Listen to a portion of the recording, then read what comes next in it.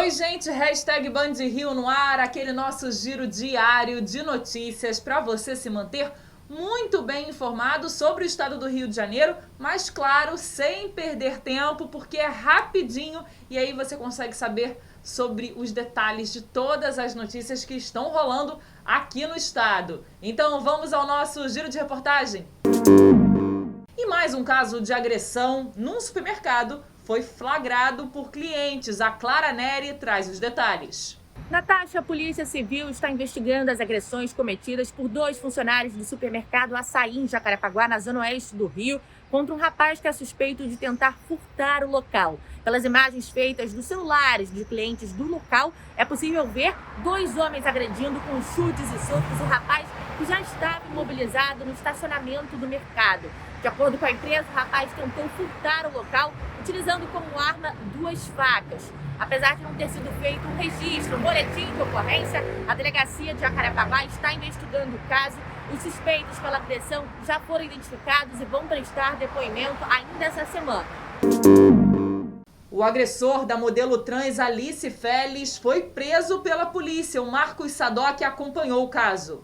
Natasha, a modelo Alice Félix reconheceu o agressor. Agressões brutais que a gente vem acompanhando desde o início da semana. Ele vai responder por tentativa de latrocínio, que é o roubo seguido de morte, mas também pela transfobia. Esse reconhecimento foi na manhã de hoje na delegacia que investiga o caso, de maneira bem rápida. Na saída, Alice falou com a imprensa de maneira bem emocionada e conseguiu reconhecer esse agressor que roubou cerca de R$ 3.600 dela.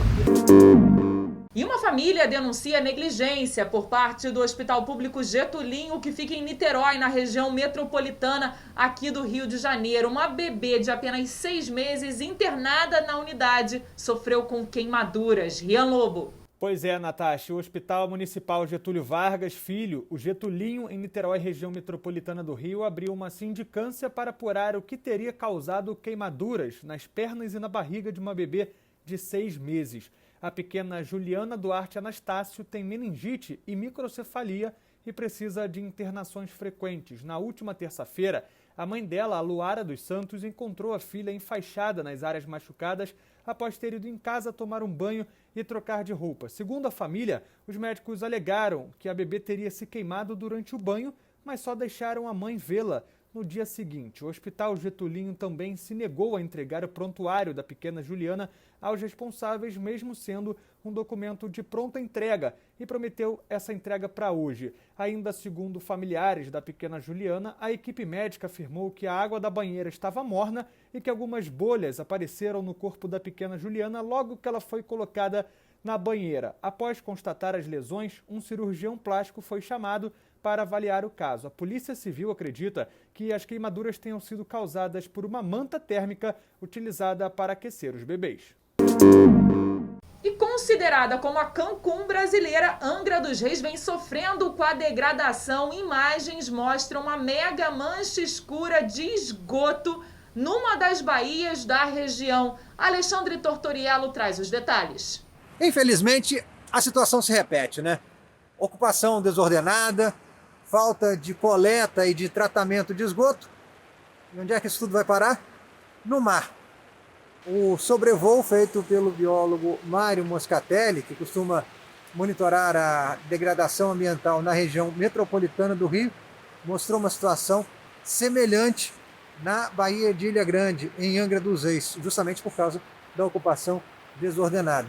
Ainda num nível mais baixo, inferior ao que acontece na região metropolitana.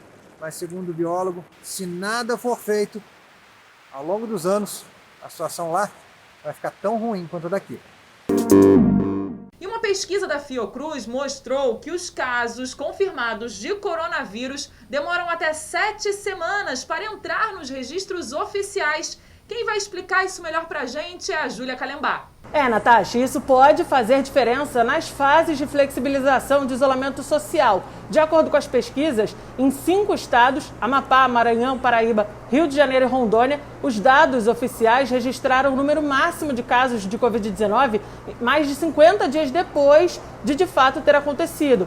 que significa que medidas importantes de saúde podem ter demorado a ser tomadas, prejudicando aí o combate à pandemia. No entanto, a diferença não pode ser encarada como resultado de falhas técnicas e operacionais. Os pesquisadores afirmam que essa discrepância se dá devido aos desafios impostos pela complexidade da doença. E já que amanhã é sexta-feira, a gente abre espaço para o turismo aqui no #BandRio, a Juliana Neves vai explicar pra gente como anda a flexibilização do isolamento social em Búzios, na região dos Lagos. Natasha, sim, os turistas já podem entrar em Búzios, esse paraíso do estado do Rio, mas quem quiser visitar a cidade tem que ficar ligado nas novas regras. As regras por lá mudaram durante a pandemia. Para poder conseguir entrar no município, o turista tem que ter reserva prévia em algum hotel ou pousada que esteja credenciado na prefeitura. Então é muito importante que a pessoa verifique se o estabelecimento em que ela quer se hospedar tem esse credenciamento da prefeitura e esteja seguindo todos os protocolos da vigilância sanitária.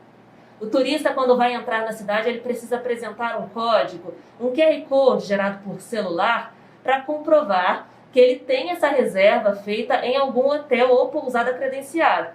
Quem gera esse código para o turista é o próprio estabelecimento.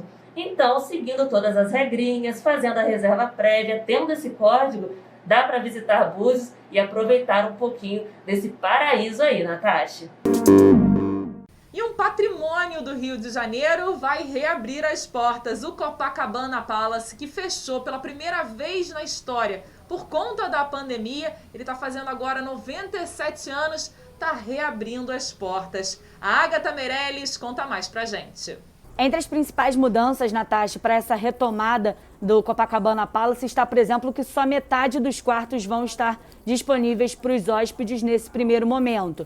Outra mudança é o acesso, por exemplo, à piscina e também à academia do local. Esse acesso vai ser restrito. A academia, por exemplo, vai ter que ser marcada com o horário fixado. Lembrando que essa é a primeira vez, foi a primeira vez, na verdade, que o Copacabana Palace ficou fechado durante 97 anos de história. Ficou durante 5 meses fechado por conta da pandemia. A notícia boa é que hoje já começa a ser reaberto, claro, com todas as regras de ouro, dispenser de álcool em gel em todos os andares do Copacabana Palace. E o objetivo agora, de acordo com a diretoria, é tentar fazer com que os cariocas aproveitem de alguma forma o Copacabana Palace e não só atrair turistas de outros estados e de outros países e trazer esse refresco para o carioca que quiser aproveitar esse lugar histórico.